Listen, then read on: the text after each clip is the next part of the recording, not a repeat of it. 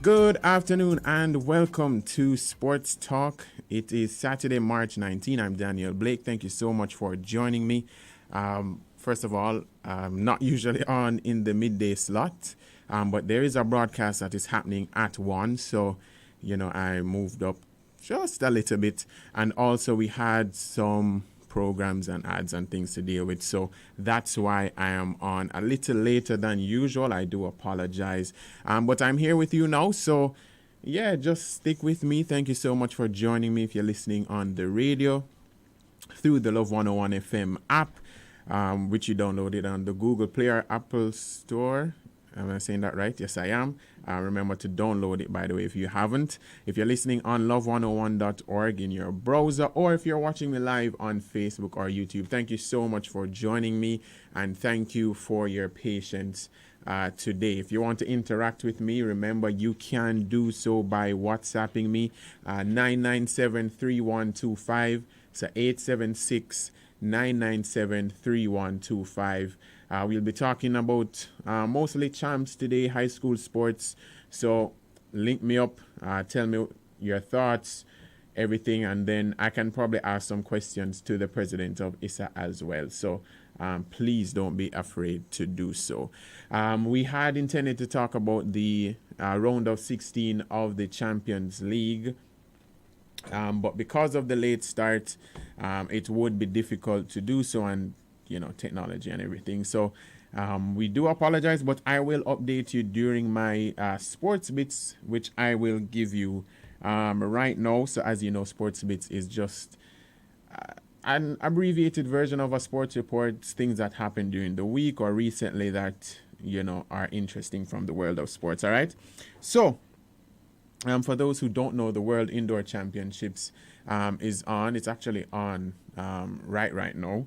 But yesterday, Jamaica's women sprint stars, Sherika Jackson and Brianna Williams, they both registered personal bests in the women's 60-meter finals. However, they both missed out on medals, and they both clocked 7.04 seconds and finished 5th and 6th respectively.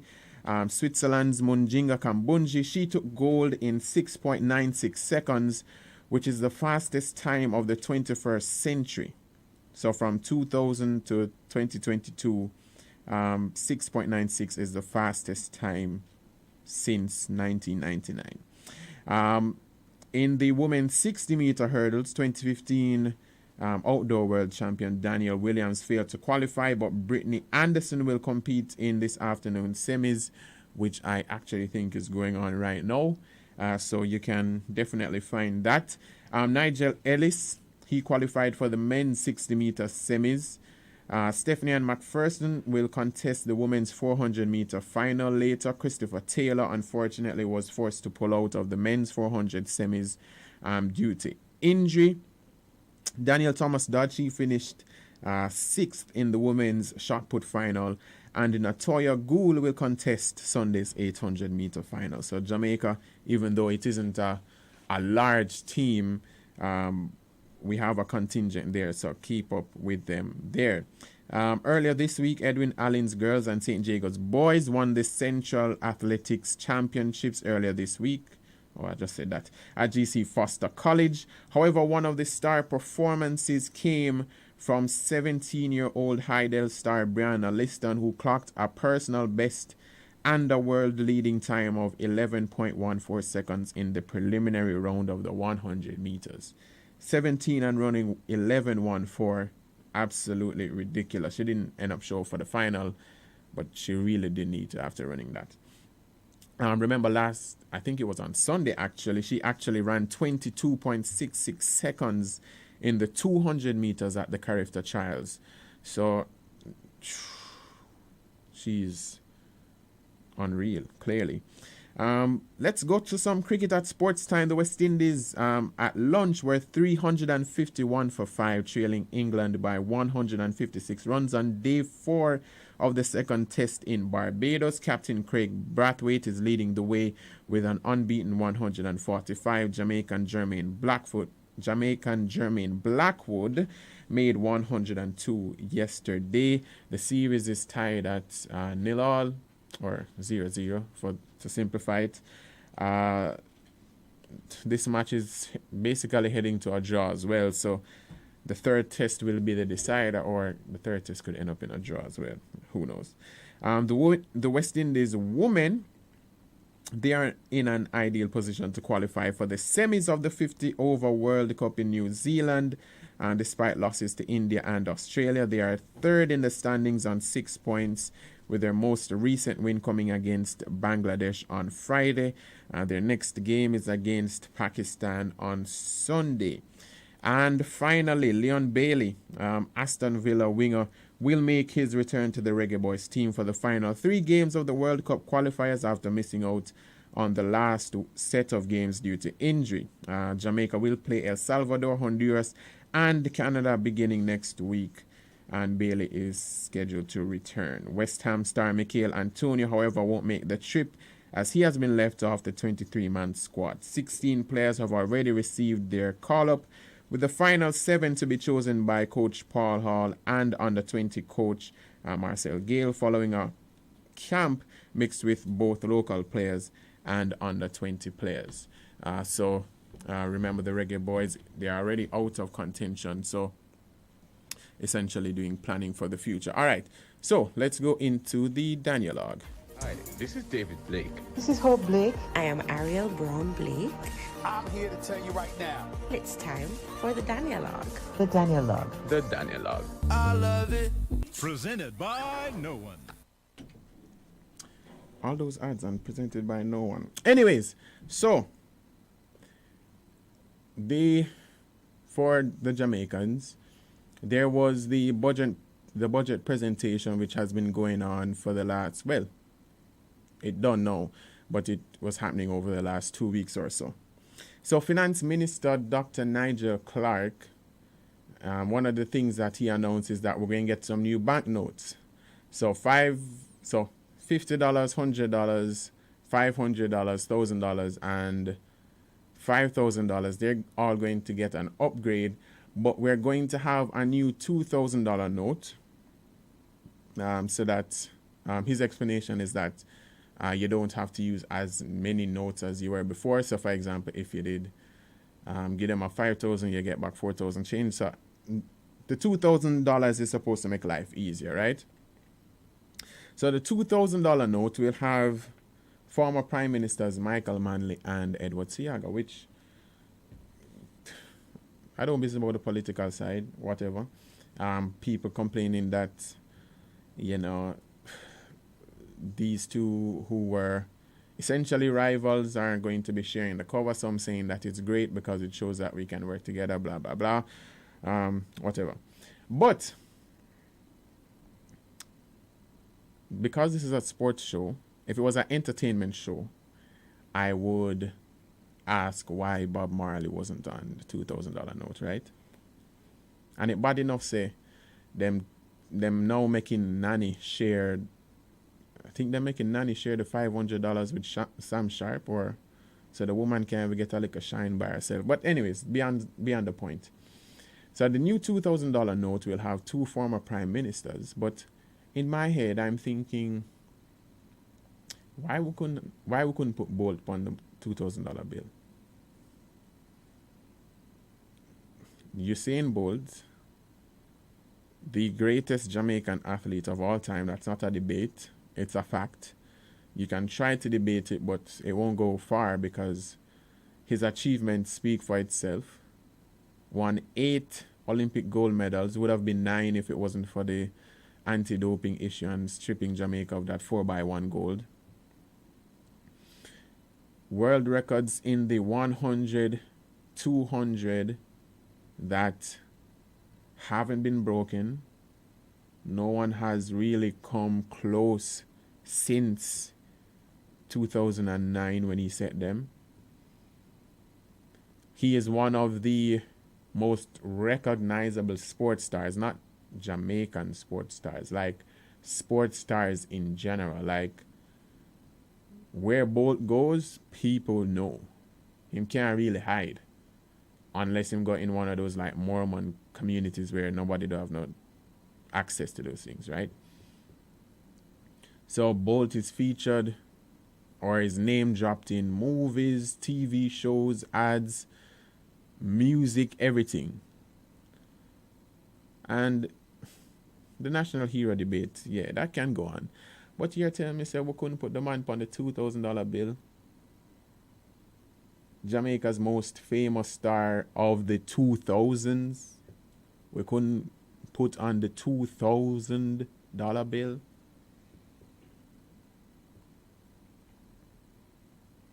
Like, what Bolt has done for Jamaica, no one else has done. And I get the fact that politicians essentially serve us. So the Prime Minister and all those people, they serve us. But it seems like we over-glorify politicians a lot.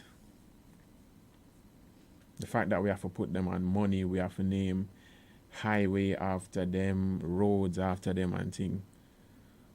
When we actually have a Jamaican who rose above his situation and is now not only one of the most popular athletes, but one of the most accomplished, wealthiest, whatever you want to call it. We just couldn't put the man on something. And to me, just to me, I think that it could have increased or it could have boosted our economy. And people like putting Bolt on the $2,000 would, in my opinion, everybody wants Bolt apparel, right? So can you imagine if tourists knew that Bolt was on the $2,000 bill, then would I want that? So them would have convert them US, them euros, them pounds and whatever, just to have like a memento, you know? Whoa, I have Usain Bolt on a $2,000 bill here in Jamaica. That's so amazing, man. You know, when them go back to whichever country. You know, I have a banknote of Usain Bolt. Nobody don't want no tourists don't want a banknote of Michael Manley and Edward Siaga. And that's not disrespecting them. I'm just saying,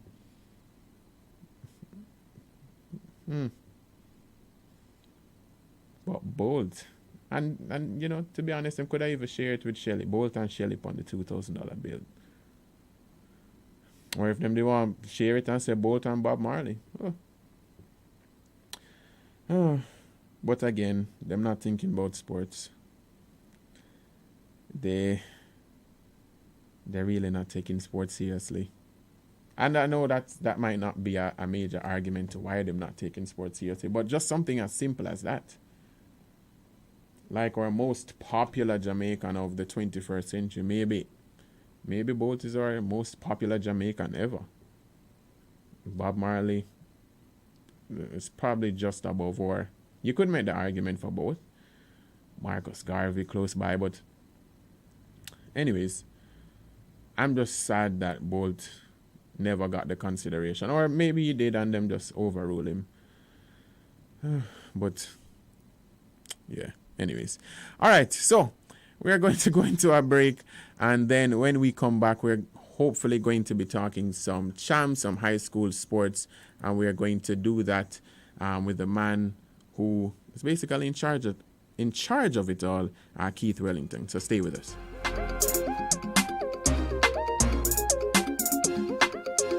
The following is a message from the Ministry of Tourism. Without a doubt, tourism is Jamaica's #1 industry, and our dedicated workers are its greatest asset.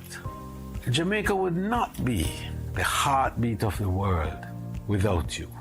As the industry rebounds from the impact of COVID-19 pandemic, we truly need all hands on deck, yours included. Vaccination holds the hope for tourism's full recovery.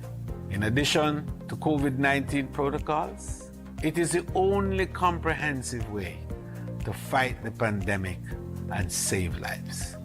I am therefore urging every worker in the tourism and hospitality industry, in all the subsectors, including accommodation, attraction, entertainment, transportation, and craft. To do your part and get vaccinated, do it for yourself, your family, your workplace, and your community. Do it for Jamaica, land we love. Stay safe. Get vaccinated. The preceding message was brought to you by the Ministry of Tourism. Talk and stream all day when you activate any Prime Brata bundle for as low as $175. Enjoy local minutes to stay in touch with friends and family on the go or your yard. Yeah, you. Dial *147 number sign from your Digicel phone or activate in the My Digicel app. Digicel, made in Jamaica.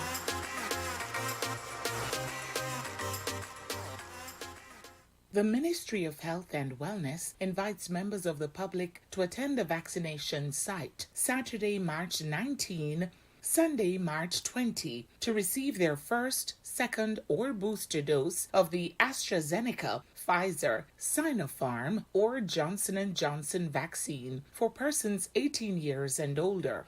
Jamaicans 12 years and older will also be offered the first or second dose of the Pfizer vaccine. Here are the sites for Saturday, March 19. Portland, Nonsuch Primary School, 10 a.m. to 4 p.m. St. Thomas, Morant Bay Health Center, 9 a.m. to 3 p.m. Kingston and St. Andrew, 9 a.m. to 3 p.m. St. Joseph's Hospital, Dehaney Park Health Center, Harborview Health Center. Fontana Pharmacy, Barbican and Waterloo, 10 a.m. to 5 p.m. MedStop Medical, 10 a.m. to 4 p.m. Health Plus Associates, 9 a.m. to 5 p.m. Erudite Medical, 10 a.m. to 3 p.m. Jamaica AIDS Support for Life, 3 Hendon Drive, 10 a.m. to 1 p.m. In St. Catherine, 10 a.m. to 3 p.m. St. Jago Park Center, St. Jago Park Health Center, Greater Portmore Health Center, Online Medics. In Hanover, 10 a.m. to 4 p.m., Ramble Health Center, Clifton Health Center. In St. James, Montego Bay Comprehensive Health Center, Type 5, 10 a.m. to 4 p.m. In Westmoreland, Savannah Lamar Health Center, 10 a.m. to 3 p.m. South Central Medical Center, 9 a.m. to 5 p.m. Royal Medical Center, 8 a.m. to 5 p.m. Here are the sites for Sunday, March 20. In St. Catherine, 10 a.m. to 3 p.m. at Christian Penn Health Center.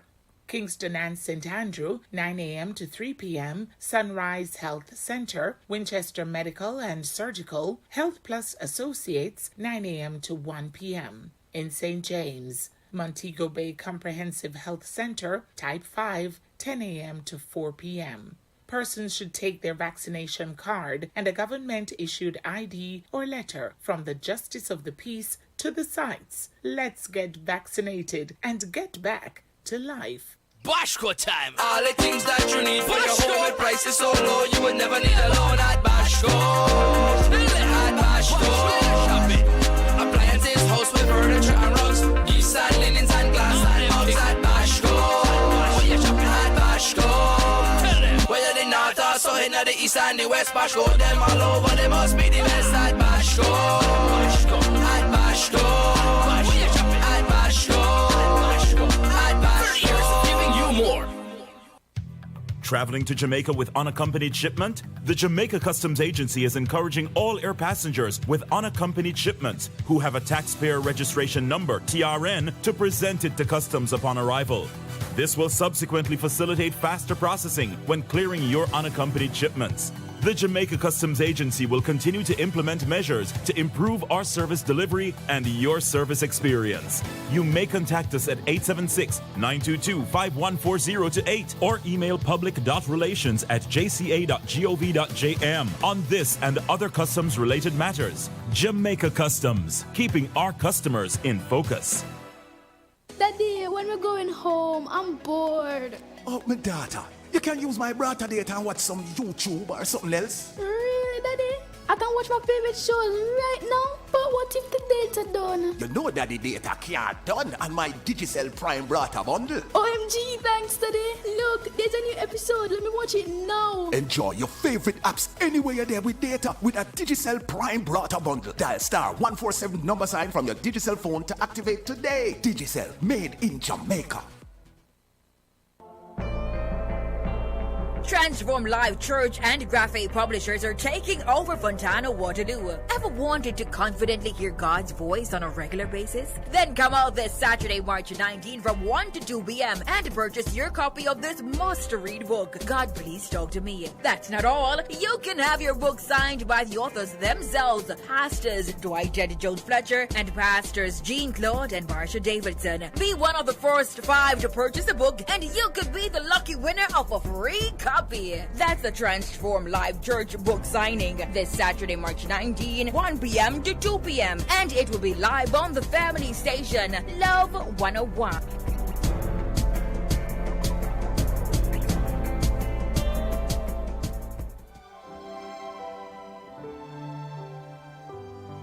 The life of the Most Reverend Desmond Tutu, the late retired Archbishop of Cape Town, South Africa, will be celebrated at a service at the Kingston Parish Church this Sunday, March 20 at 10:30 a.m. Representatives of the state and government of Jamaica, led by the Governor General, His Excellency Sir Patrick Allen, the Diplomatic Corps, as well as clergy and members of the Anglican Diocese of Jamaica and the Cayman Islands, will participate in this historic tribute to the renowned freedom fighter in the struggle against the system of apartheid. Log in to Love 101's Facebook page on Sunday morning at 10:30 for live coverage of this significant national event from the Kingston Parish Church.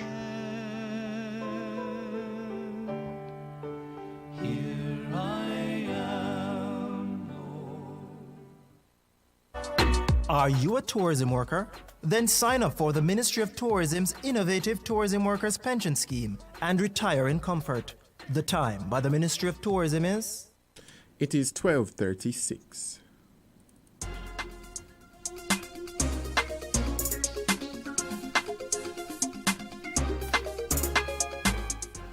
All right, welcome back to Sports Talk right here on Love 101 FM. We're now going to talk some high school sports. As you know, Champs is around the corner, April 5 to 9 at the National Stadium. And over the last few weeks or so, a lot of high school sports have resumed. So we're now going to talk with President of the Intersecondary Sports Association, Keith Wellington. Sir Wellington, good afternoon. Hey, Daniel, good afternoon. Good afternoon. All right. So firstly, I just want to know, because for those who don't know, you are the principal of St. Elizabeth Technical. You're also, as mentioned, ISSA president. So you have your hands very full, especially at this time of year. Certainly. How you manage all of that? First of all, I think I'm having a go around. You want to? So I hearing myself. Yeah, man, we're hearing you. All right. No, but I'm hearing delayed. So I'm not sure if. Are you hearing me a little better now? I am hearing you good, and now I'm okay, I think. Oh, no, go back. All right. Yes. You're good now? Still. All right. Hold on. Let me remove him real quickly. Just having some technical issues, and let me see if I can now sort that out. Mr. Wellington, hear me a little better? I am hearing. I don't have a problem. But this is I'm hearing myself still. No, man, but we can hear you clearly, so. Okay, all right.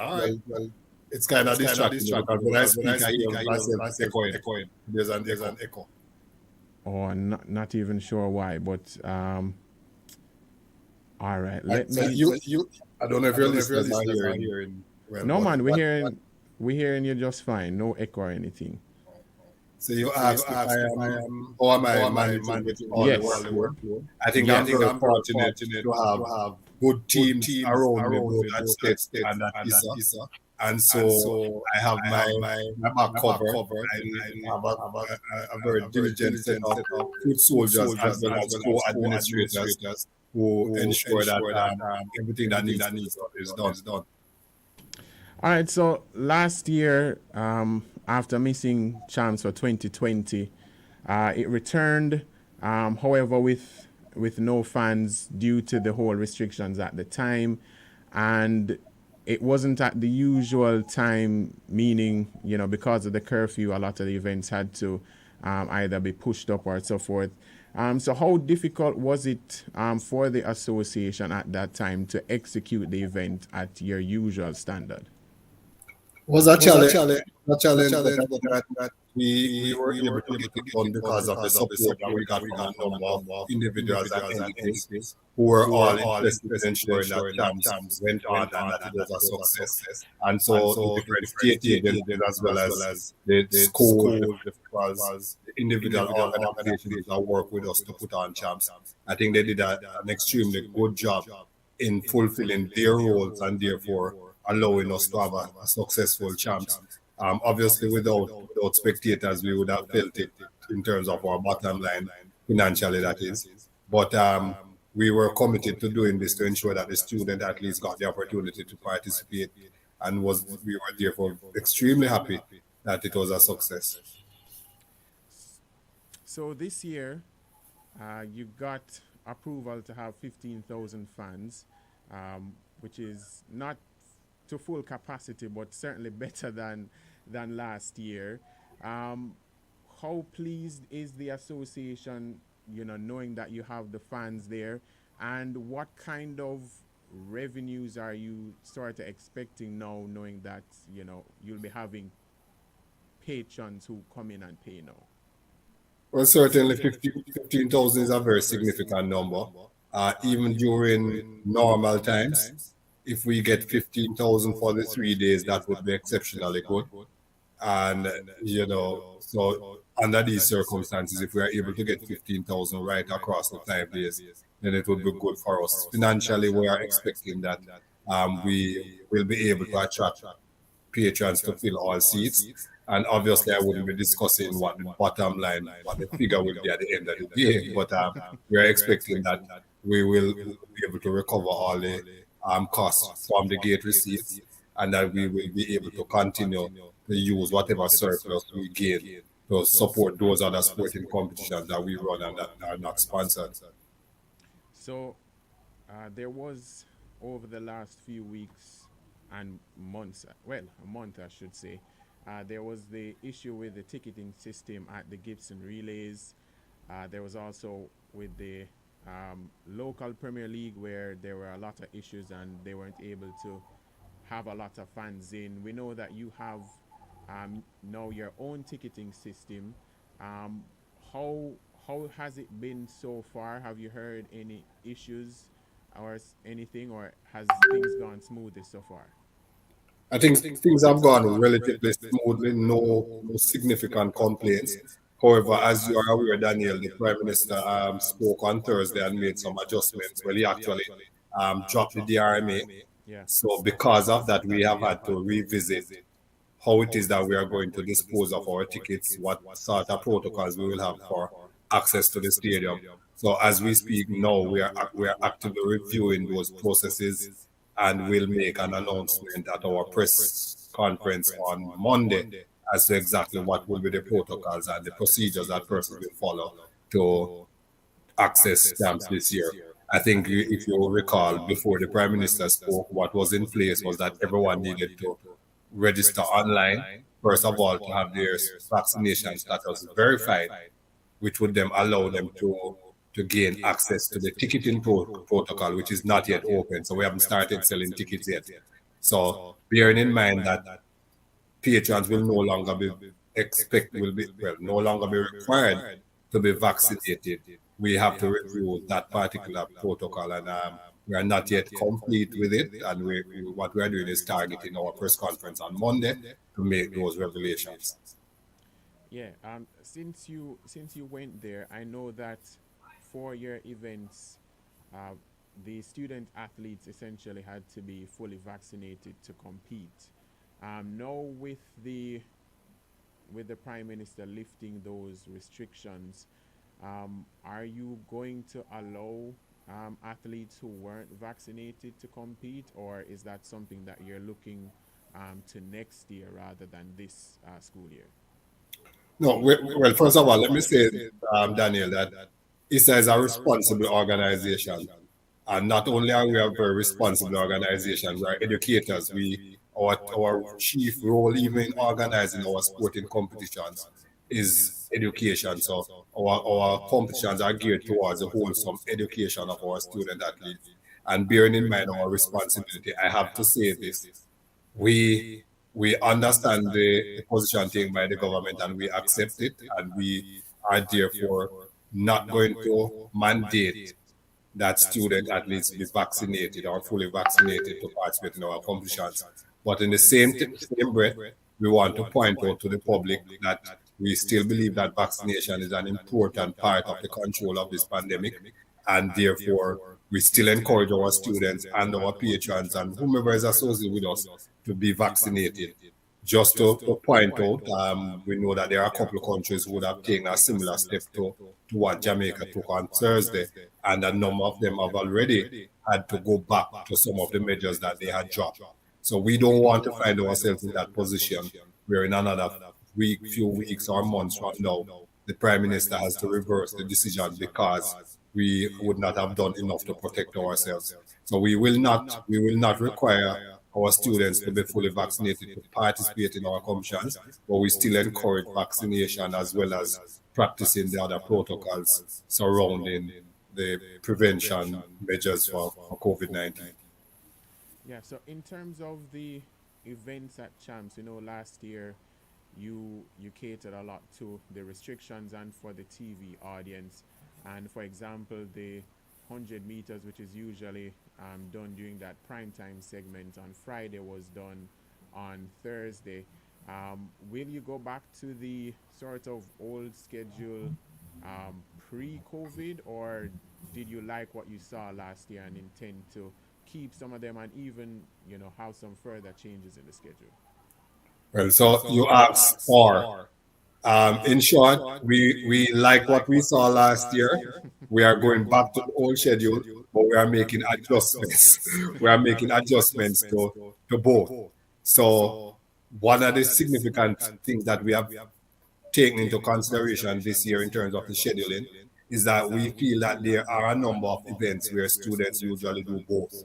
So the 100, 200, the 200, 400 sometimes, the 800, 1500, the 2000 steeplechase, the 5000, long shot put, discus, long jump, high jump.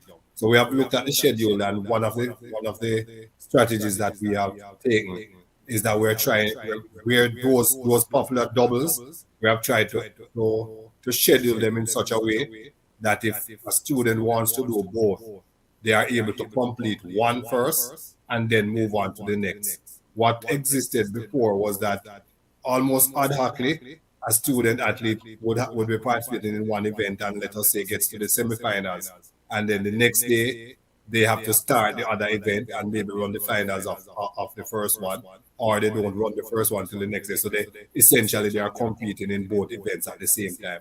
We have tried to minimize the occurrences of that. We believe that it will create a better opportunity for the student athletes to remain healthy, and therefore that is one of the significant changes. And as a result of that, one of the most noticeable changes to the schedule is that the 100 meters will start on the first day, Tuesday, and will be finished on Wednesday with the semifinals and finals. So by Wednesday afternoon, we'll know who's the fastest youngsters in Jamaica. All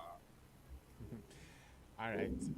So just moving on from champs a little bit, netball, basketball, cricket, under 16 football, among other sports, have resumed. You're a little bit low, Daniel. Oh, you're hearing me a little better now? Yes.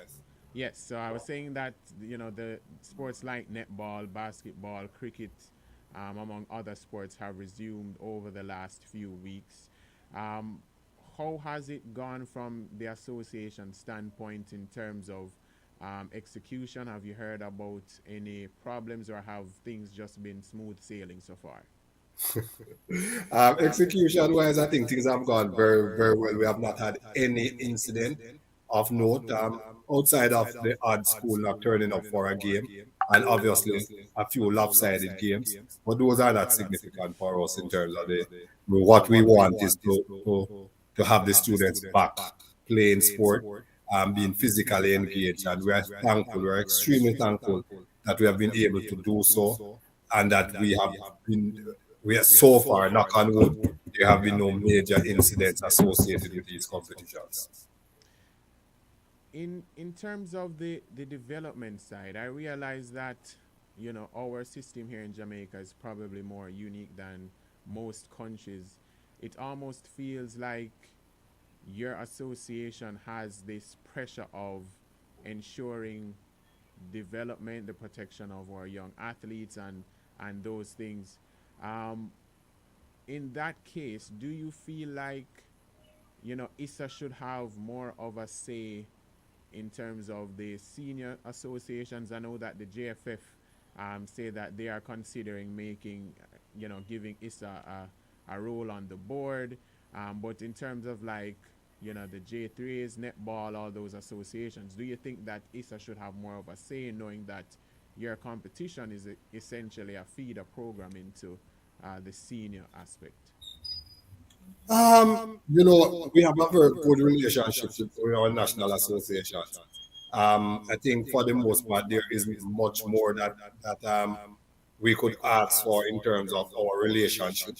In terms of the decision-making process, I just want to remind everyone that everybody on the ISSA board would be full-time principals with their full-time jobs.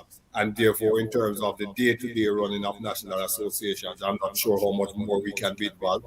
I think it is just important that there's an appreciation for the role that we play. And obviously, and I think it happens where we are involved in some of the discussions around youth sports. What I would love to see in terms of what more can be done is the National Association probably funding a little bit more resources towards ISSA in terms of organizing these competitions, because I think it is almost working the other way now, where many of these national associations would ask, or they depend so heavily on ISSA, is as if they are asking us to support their programs rather than the other way around. Yeah, and as you mentioned earlier, Champs is well sponsored, and a lot of the money that you get from Champs is used to fund the other sports that may not get that attention. Knowing that we've had this break for a long time due to the pandemic, what would you say to corporate Jamaica or sponsors in general who will want to latch on to the senior athletes but not necessarily sponsor the youth programs that ISSA puts on? What would you say to them to essentially say, hey, sponsor us, and then going forward things will be easier? Well, obviously, one common thing: putting the cart before the horse. That is how I would describe that approach with any sponsor. Yes, there is the opportunity for. Well, I'm not even sure that is true. I was about to say that there's opportunity for greater publicity with senior sports, but in Jamaican context, that may not necessarily be true unless the senior sport is involved internationally. But locally, all our competitions have a lot more attention drawn to it than what happens at the national level. So if you're going to invest in the sport, I think the best place to invest is at the grassroots level, and whatever benefits that you are looking for, it is likely to filter through the senior program onto anybody who is involved at the local program, this youth program, that is. Yeah. Finally, from me, just asking you as the principal of States. We know that last year your boys did pretty well, and the girls are coming up as well. Your expectations for States at Champs this year? I think it's going to be a tough year for us. It's going to be a tough year for us. Our girls team, we continue to build. We are building. I think up to 4 years ago, we were consistently in the top 10, getting up to 7th or 8th, most times 6, 7, 8. We fell off a little bit because of some strategic decisions that we took, and we are building back towards that. In terms of the boys, last year we were 4th, which is our best position in I think maybe 30 years or so. But that particular team was at a level where they were primed for that type of performance. This year we are basically starting another cycle. So I don't expect us to do as well as we did last year, but I still expect us to do very, very well. Still expect us to be in the top 5, and I still expect some fairly decent performances. But I think we are more building this year's team into next year. So I think that what we are more likely to see this year is us consolidating what we were doing prior to 2021. All right, Sir Wellington, well, all the best for States and for ISSA in general in the execution of all the events, and we wish you and your team all the best. Thank you very much for having me, Daniel, and thanks to everyone for the support, and looking forward to Champs. Remember, we have our press launch on Monday, 10:30, and then, of course, Champs April 5 to 9. All right, Sir Wellington, thanks so much. Take care. Okay, good. All right, so that was the president of the Inter-Secondary Sports Association, Keith Wellington, also the principal of States, just talking about Champs and high school sports in general. Remember, Champs is April 5 to 9. We might have a Champs preview show the week before, so who knows? Let me get to some of your WhatsApp because, we do have a broadcast at 1, so I do have to get out of here as soon as possible. Adette Mitchell says, I support that 100% Bolt and Shelley on the $2,000 bill. It would help boost the economy. They need men like you in the house. I really can't. Me and politics can't work together. Not really sure who this is, but they say, I was thinking the same thing, but these politicians are looking for people that are dead already. Look how many persons that die on the highway on a daily basis, and them have the highway name that is costing people their lives. Oh, okay. Good afternoon, Sports Talk. In my opinion, they would not use Usain because he is alive. Jamaica also seems to use a rating system which we are unaware of. It's usually dead people on the money. It's true, but I don't know why. Why you have to be dead to make things? Beverly Vassar says, she just basically saying what I just said. In Jamaica, all the persons who are on the money are dead. Bolt and Shelley is not. Why we have to wait till them dead to do it? Beverly Francis says, the first time I heard you, I know that you're full of knowledge. Thank you, Beverly. You should be the next finance minister. I'm not very good with money myself. No, finance. I want to be the sports minister, but then I'd have to go through too much things. But anyways, thank you so much for joining me on Sports Talk today. Not the usual style. We know we started late, and some of the segments seem shorter than usual. However, hopefully I'll be back next week during my 1 o'clock time slot. Thank you so much again to the president of ISSA, Keith Wellington, for joining me, and for all of you who listened and continue to support on a week-to-week basis. Please have a great weekend. Stay safe, and then, watch some sports. All right, so take care.